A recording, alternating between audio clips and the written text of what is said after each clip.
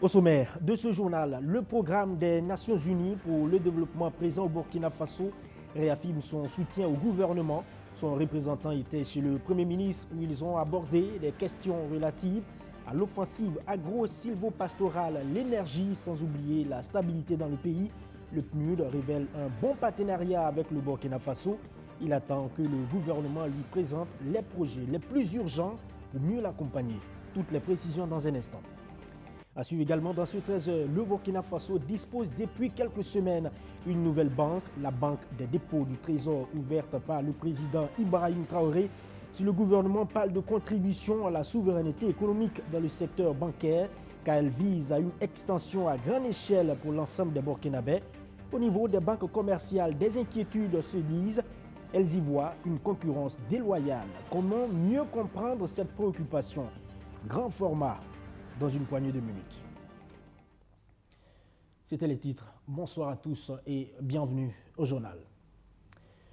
Tout de suite, direction la primature où le chef du gouvernement recevait hier une délégation du programme des Nations Unies pour le développement.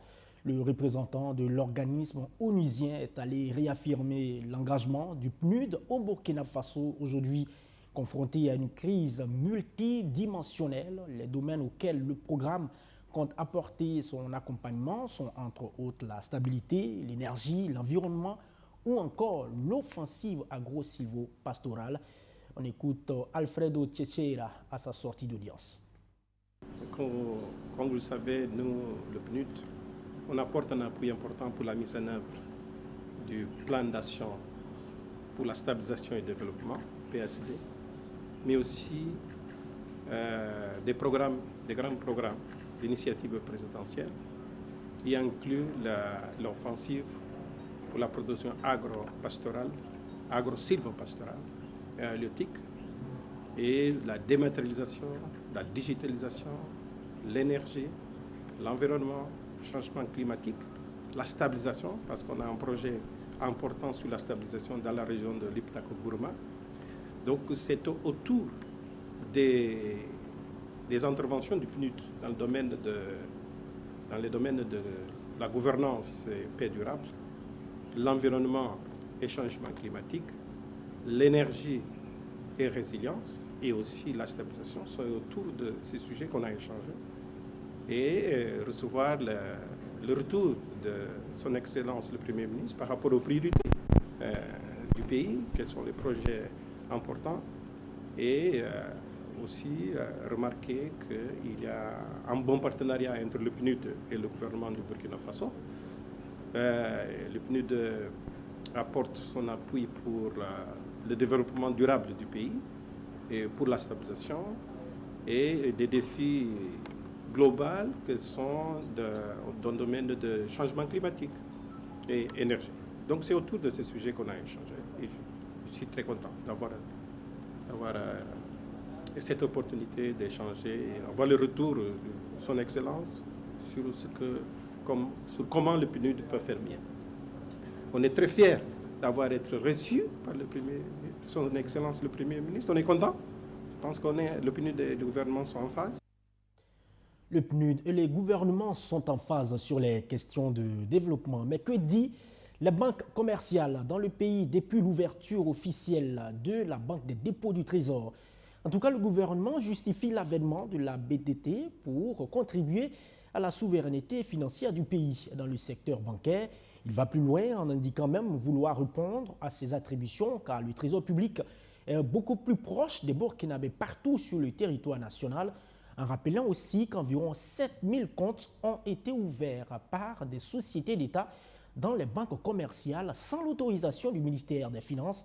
Et ce n'est pas tout. À leur tour, les banques commerciales craignent une sorte de concurrence déloyale avec cette mesure. La question maintenant, est-ce que ces craintes sont-elles fondées? Comment mieux comprendre ces inquiétudes?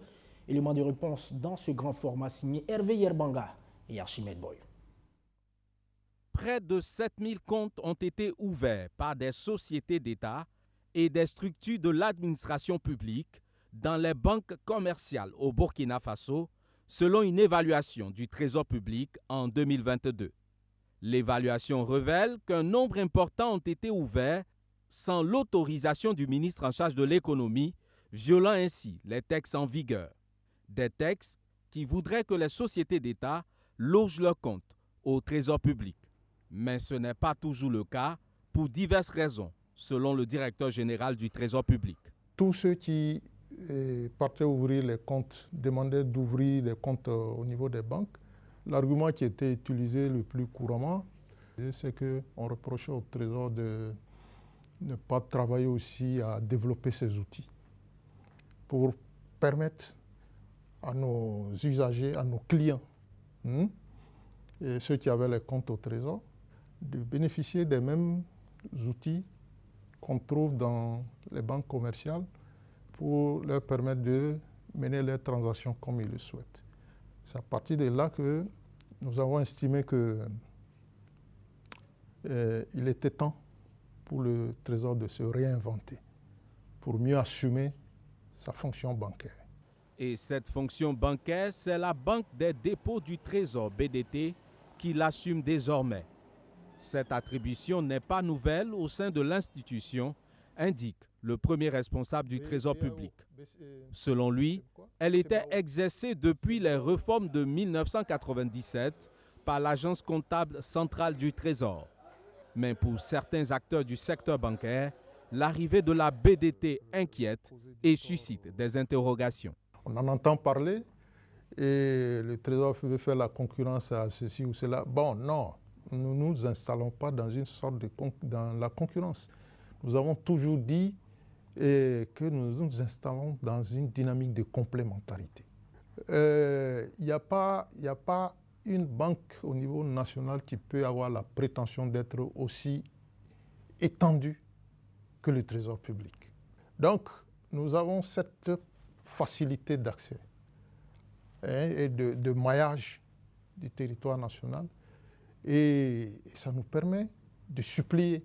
L'autre aspect qui inquiète le secteur bancaire, c'est l'article 5 du décret portant sur la gestion des comptes de dépôt au Trésor qui précise les adhérents de cette banque. L'article 5 fait obligation, ou disons, cite parmi les déposants obligatoires les fonctionnaires, les travailleurs même du public d'une manière générale, à déposer leurs rémunérations et autres avantages financiers au Trésor, donc à la Banque des dépôts du Trésor. Selon les statistiques de la BCEAO, le Burkina Faso comptait fin décembre 2023 16 banques commerciales et 4 établissements financiers à caractère bancaire. Les fonctionnaires, majoritairement clients de ces banques, ont pour certains d'entre eux contracté des prêts auprès de ces institutions financières. Se pose alors la question du règlement de leurs dettes. Selon Seydou Barro, même si pour l'heure sa structure ne fera pas de crédit, tout sera mis en œuvre pour permettre aux fonctionnaires sous prêt d'honorer leurs engagements. C'est vrai qu'on n'a pas encore véritablement engagé les discussions avec les banques, mais on devrait pouvoir trouver une solution pour gérer en fait le passif des engagements que les fonctionnaires ont. Et de toute façon, ce sera dans les mêmes conditions que les nouveaux crédits que des fonctionnaires voudraient prendre dans des banques. Si les agents de l'État ont l'obligation d'avoir un compte à la BDT, ce n'est pas le cas pour les entreprises privées devant exécuter des marchés publics. Comme jusqu'à présent, on n'a pas encore décidé de faire le crédit. Vous savez que dans l'exécution de beaucoup de marchés aujourd'hui, les entreprises ont recours aux avances de démarrage. C'est pour ça d'ailleurs qu'ils domicilient et puis nantient les marchés auprès des choses. C'est quelque chose qu'on pourrait envisager mais qu'on ne l'a pas encore fait. Et donc, elles ne sont pas obligées, mais c'est véritablement une possibilité qui est offerte. A contrario, les sociétés d'État, elles, pourraient être obligées de loger leur dépôt à terme DAT à la BDT. Un dépôt à terme étant une somme d'argent déposée sur un compte bloqué en contrepartie d'une rémunération à taux intéressant. C'est possible, sauf que effectivement, les sociétés d'État, a priori, ne sont pas parmi le champ des déposants obligatoires à la BDT. Mais ça, c'est une décision que l'État, dans le cadre de la mobilisation des ressources, peut demander à des sociétés d'État de venir déposer une partie de leurs ressources à la BDT. Ça, c'est possible.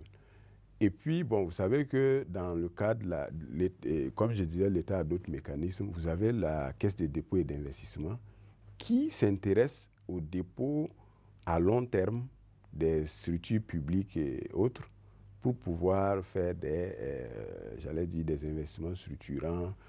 La Banque des dépôts du Trésor, lancée officiellement le 2 août dernier, permettra à l'État de mieux s'organiser pour mieux accompagner le secteur bancaire, soutient le premier responsable du Trésor public qui précise que cette création n'est pas une exclusivité burkinabé.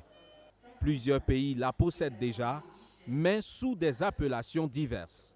C'est le cas du Maroc, du Sénégal, du Togo et de la Côte d'Ivoire. Dans un autre registre à présent, le réseau Accès aux médicaments essentiels capitalise ses acquis sur les initiatives entreprises en matière de vaccination des enfants 0 dose et insuffisamment vaccinés.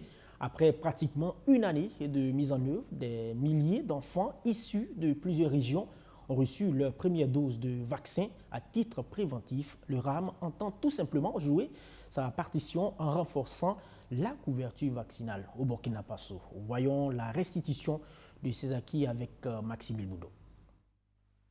Durant 10 mois, le réseau Accès aux médicaments essentiels s'est donné pour mission de rechercher de façon active les enfants qui sont insuffisamment vaccinés ainsi que ceux qui n'ont jamais reçu aucune dose de vaccin et de les protéger. Pour l'opération, près de 300 cellules citoyennes de veille sanitaire sont mobilisées. Cela a permis de vacciner des centaines d'enfants dans plusieurs régions du centre, du plateau central, du centre-ouest et les hauts-bassins. À travers cette initiative, le réseau veut renforcer la couverture vaccinale du pays. Plus de 50 000 personnes ont pu être donc sensibilisées et au total, plus de 30 000 enfants ont été vaccinés, dont plus de 10 000 sont des enfants 0 dose. Nous avons également pu vacciner au moins plus de 3 000 mères. Nous avons également pu faire vacciner donc, des personnes souffrant de comorbidité à la COVID-19. À la fin du programme, les acteurs concernés font ici le point des interventions. Objectif, analyser les résultats obtenus pour aller au-delà des 5 régions expérimentales.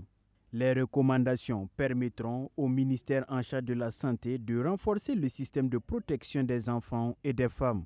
Des résultats probants ont été en tout cas atteints.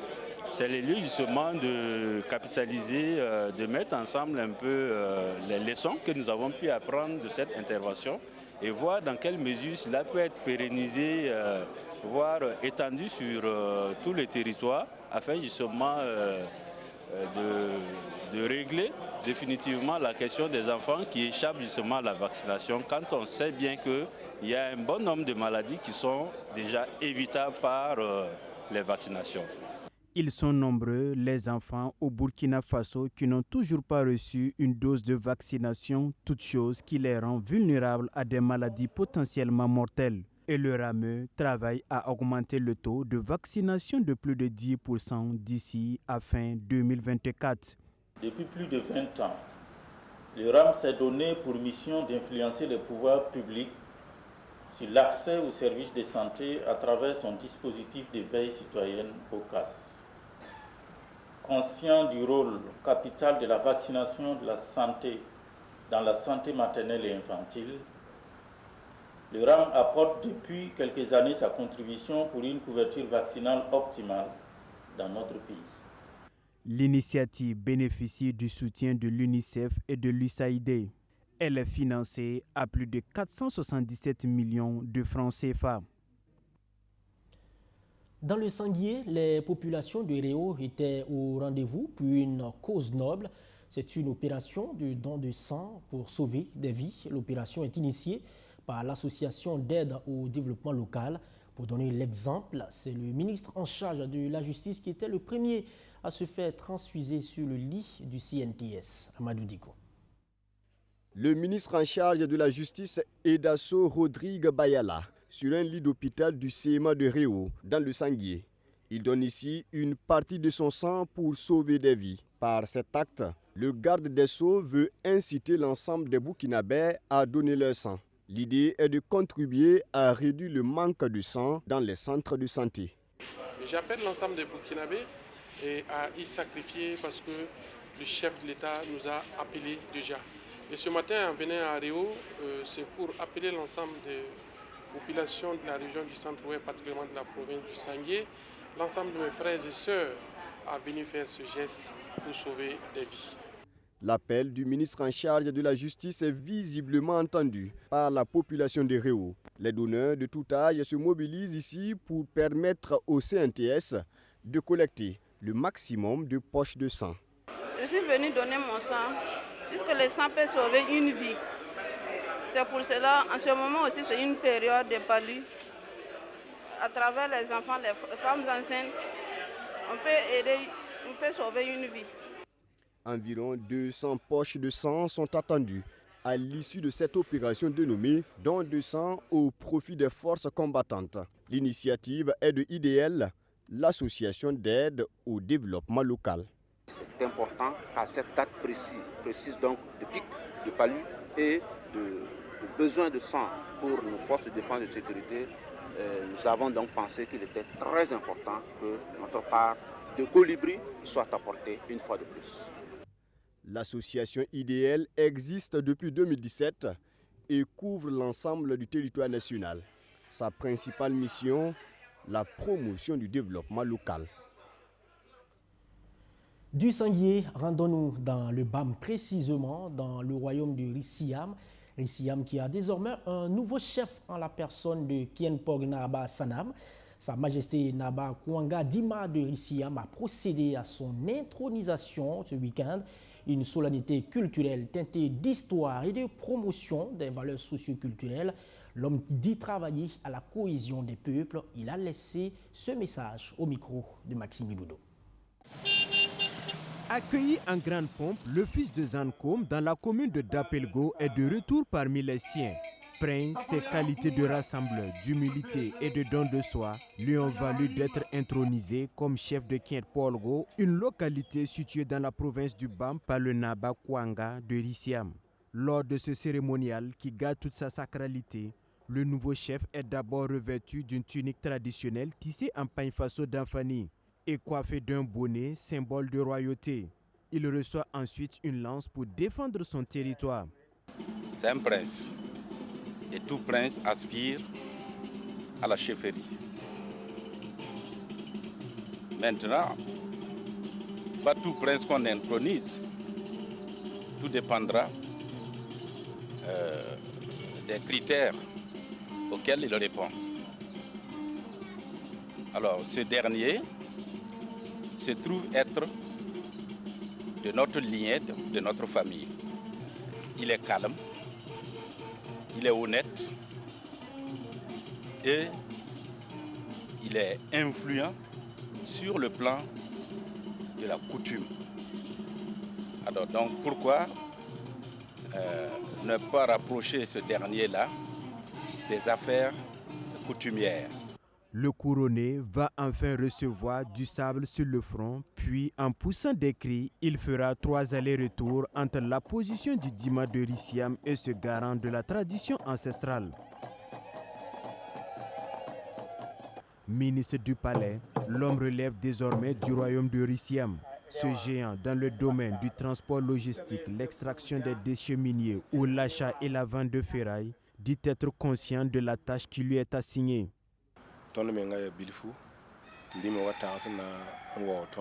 Le Dima de Rissiam nous a honorés en nous confiant le bonnet.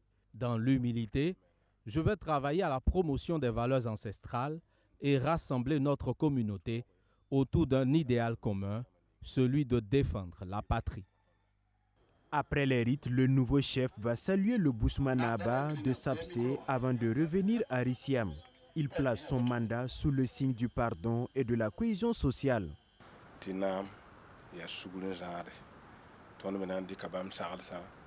Il faut le pardon pour mieux gérer les hommes et la chefferie. Et pour y arriver, je vais m'abreuver à la source des dévanciers.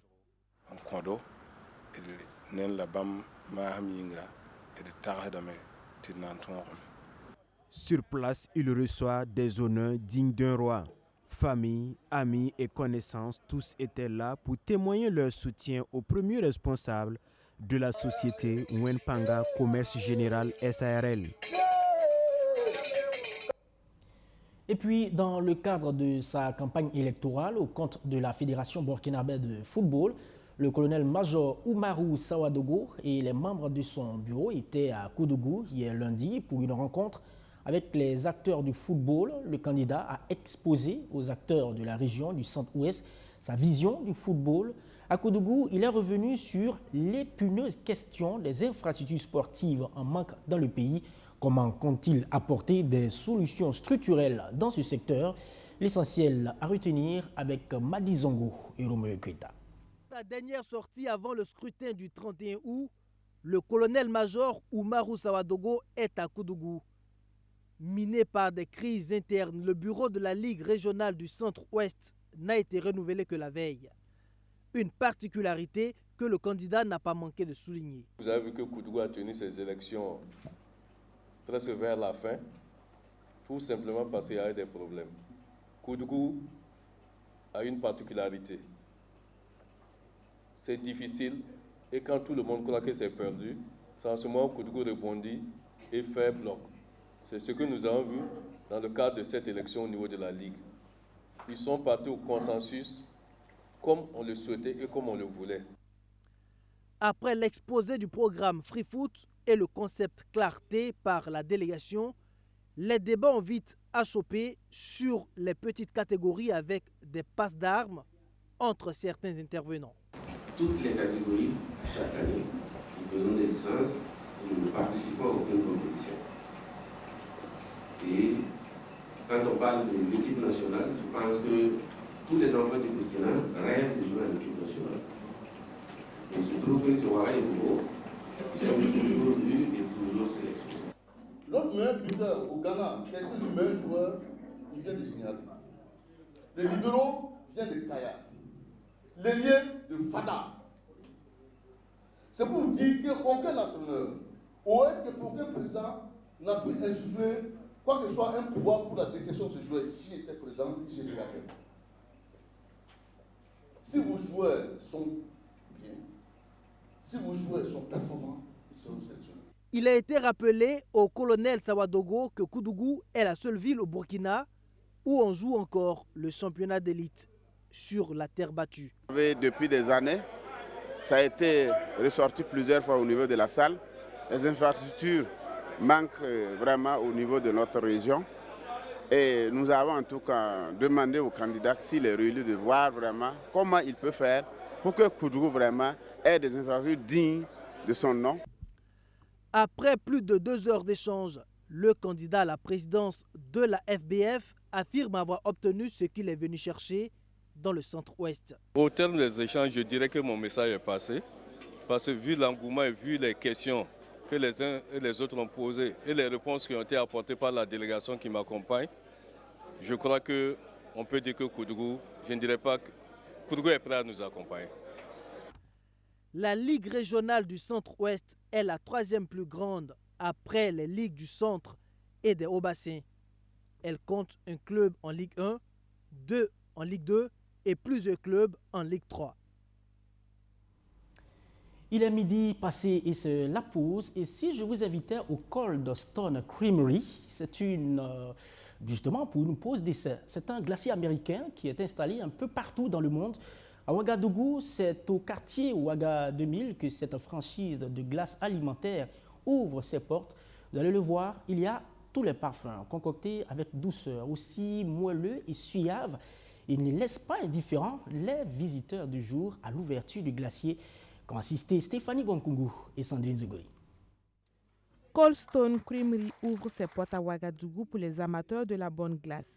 Ici, il y a tous les parfums de glace, également des gâteaux. Ils peuvent être consommés sur place ou emportés. Ce cadre offre une gamme variée, un fin gourmet pour quiconque connaît la bonne glace. Cold Stone, c'est une marque de glacerie qui est dans 120 plus de pays dans le monde. Donc, je peux avoir les glaces avec les façons de mixer. Je peux avoir les gâteaux glaces. C'est la première fois qu'on avait introduit un produit comme les gâteaux de glace. Ici, on avait aussi les glaces qui est light, ça veut dire moins de graisse, moins de sucre.